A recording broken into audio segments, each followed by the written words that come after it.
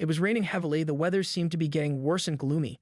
Cold air hung around as two people walked through the bridge, right alongside the river hand in hand.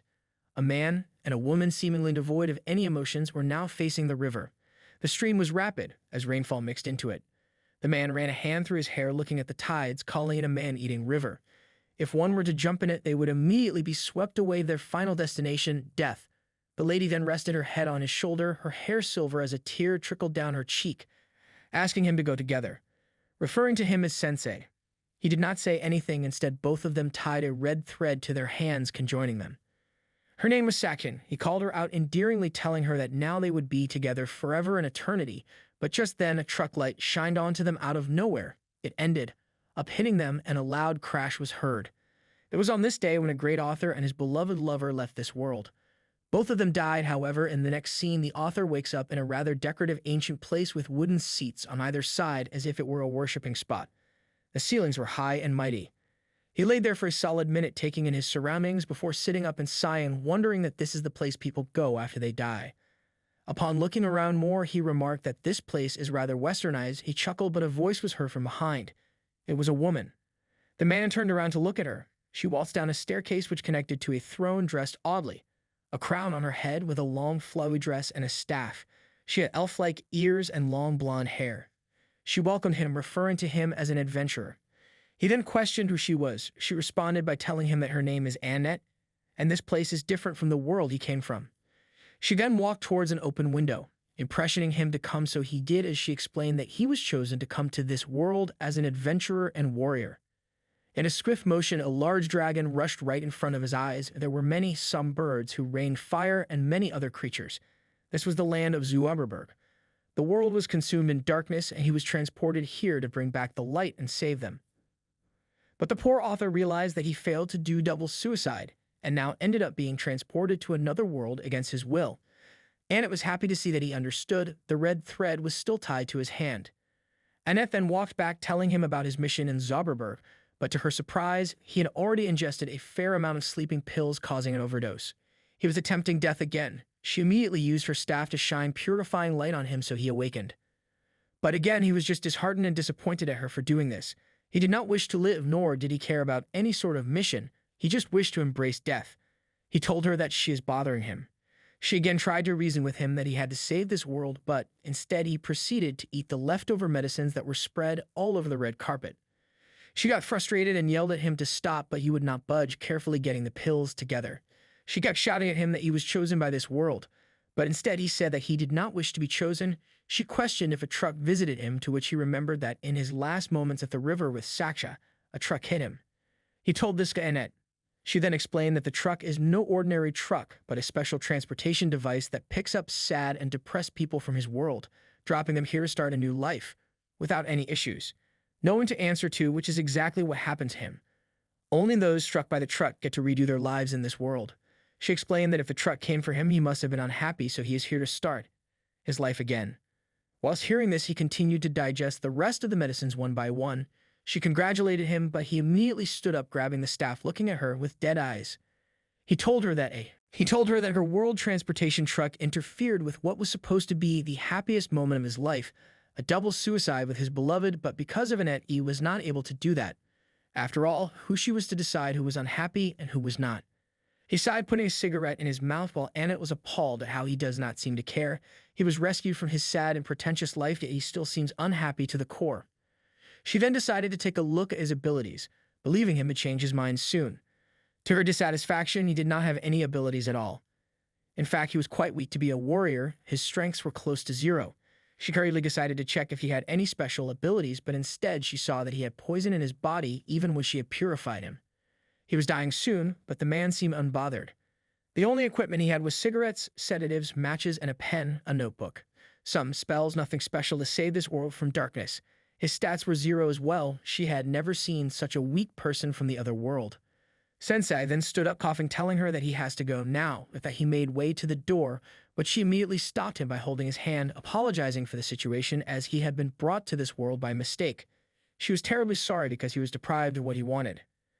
She then told him that this place is not fit for him, nor does he have the ability to stay here. He was weak, but to this Sensei chuckled, looking at her, saying that this sounds like his place because no matter what world he lives in, he will always be a big failure.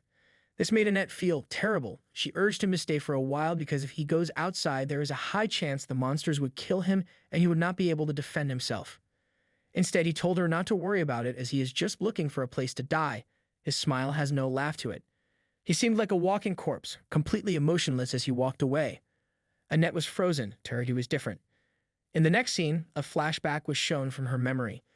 Annette was sitting on her desk, writing about how she has always guided people from the other world and found joy in it. She enjoyed greeting otherworlders and guiding them. She used to flatter them while some were arrogant and full of themselves. This time it was different. She again ran after Sensei as he opened the doors, light pouring in. She shouted at him to at least choose a profession before he goes, to which he chuckled, telling her that he's a born writer, nothing more, nothing less, and that is all he will always be.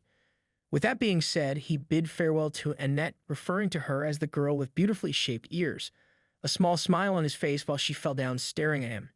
He then left and she watched the doors close behind him. This was the man she was waiting for. Crimson coated her pale cheeks. On the other hand, Sensei was standing in front of a board, which he certainly could not read, but wanted to find a cafe now that he was here. He kept on chewing on the sedatives when suddenly a voice rang in his ear, upgrading his level and location. He immediately told the voice not to speak directly in his mind, his voice dead as always. He suffered from migraines. The voice again spoke, causing him to just sigh, but a loud crash was heard from behind.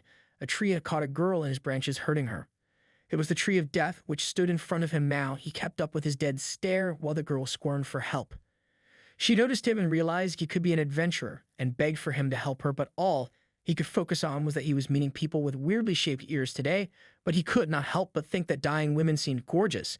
He then asked her if he could write a novel about her, completely ignoring the situation she was in.